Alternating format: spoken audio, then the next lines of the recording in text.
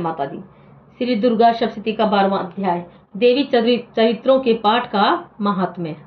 देवी बोली, हे देवताओं, जो पुरुष एकाग्र होकर इन स्तोत्रों से नित्य मेरी स्तुति करेगा उसकी सभी पीड़ाएं मैं निसंशय दूर कर दूंगी। और जो मधुकैटभ का नाश, महिषासुर का वध एवं शुंभ निशुंभ इन दोनों के वध आदि का कीर्तन करेंगे और जो एकाग्र होकर अष्टमी, चतुर्दशी, नवमी तिथियों में भक्तिपूर्ण मेरे इन उत्तम चरित्रों का महात्म्य सुनेंगे, उन्हें कोई अनिष्ट स्पर्श नहीं कर सकेगा।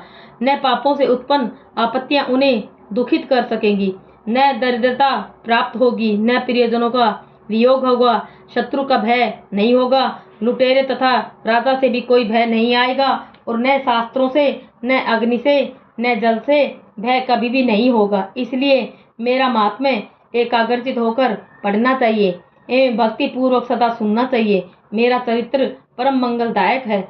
महामारी से उत्पन्न सभी उपद्रवों को तथा तीनों तापों को मेरा महात्म्य शांत कर देता है।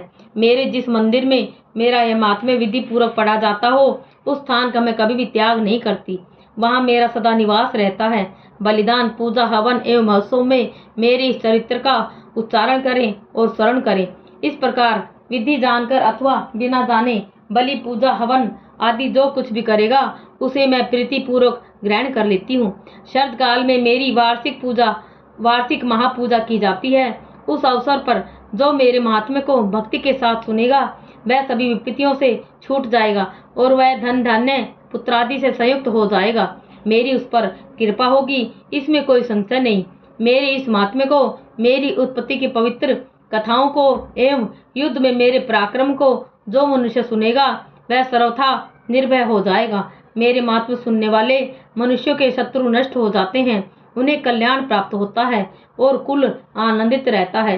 सभी शांति कर्मों में बुरे सोपन देखने पर, ग्रहों की दारुण पीड़ा होने पर मेरा महात्म्य श्रवण करें, उसके सभी उपद्रव शांत हो जाएंगे, ग्रहों की दारुण पीड़ाएं निवृत्त हो जाएंगी, मनुष्य का देखा हुआ बुरा सोपन सुख सोपन हो जाएगा।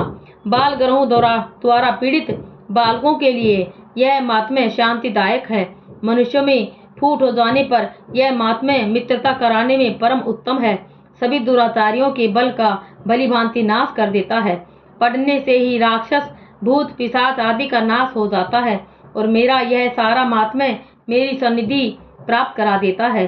पुष्प, अध्र्य, दीप, धूप, गंध तथा उत्तम दीपों द्वारा मेरे पूजन से, ब्राह्मणों को भोजन कराने से, होम से, प्रतिदिन के अभिषेक से और भी अनेक प्रकार के भोगों पदार्थों के अर्पण से, वर्ष भर जो मेरे अर्पण करके आराधना करते हैं, इससे जो मुझे प्रसन्नता होती है, वही प्रसन्नता मेरे इस महात्म्य के एक बार सुनने से हो जाती है। इसे सुनते ही सब पाप नष्ट हो जाते हैं और आरोग्य प्राप्त हो जाता है। मेरी उत्पत्तियों का कीर्तन तो सभी भूतों से रक्षा करता है।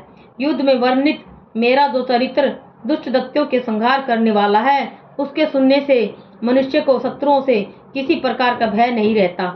हे देवताओं, तुमने और ब्रह्म ऋषियों ने, ब्रह्मा जी ने जो मेरी स्तुतियां की हैं, वे सभी कल्याण में बुद्धि देती हैं।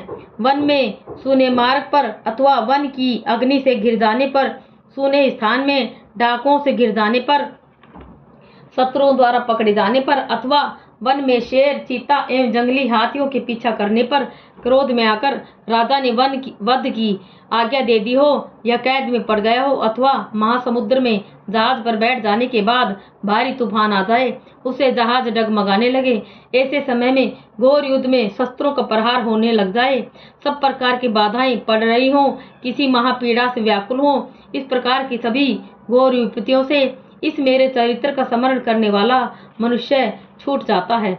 मेरे प्रभाव से शेर आदि हिंसक पशु, डाकू तथा शत्रु मेरे चरित्र के स्मरण करने वाले मनुष्य से सभी दूर भाग जाते हैं।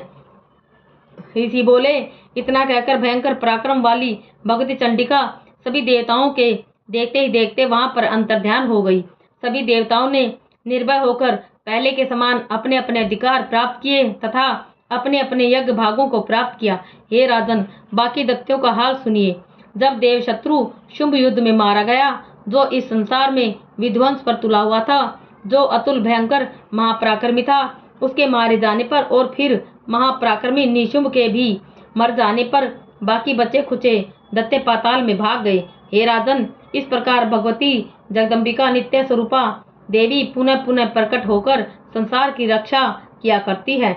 यह देवी जी विश्व को मोहन करती है, वही संसार को पैदा करती है और उसी के आगे प्रार्थना करने पर संतुष्ट हो जाती है, फिर ज्ञान एवं रिद्धि प्रदान करती है।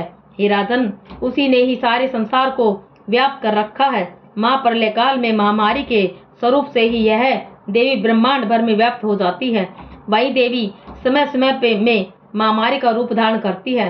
अजन्मा होते हुए भी वह सृष्टि रूप हो जाती है। वही सनातनी देवी समय समय पर प्राणियों का पालन किया करती है। मनुष्य के उन्नति समय में वही देवी घर में वृद्धिदायिनी लक्ष्मी का रूप बनाकर स्थित हो जाती है। फिर अभाव के समय विनाश के लिए अलक्ष्मी दरिद्रता भी बन जाती है। पुष्प धूप गंध आदि सामग्रियों से पूजा करके फिर स्तुति करने पर यही देवी धन पुत्र धर्म में मति शुभ गति प्रदान करती है। जय माता दी।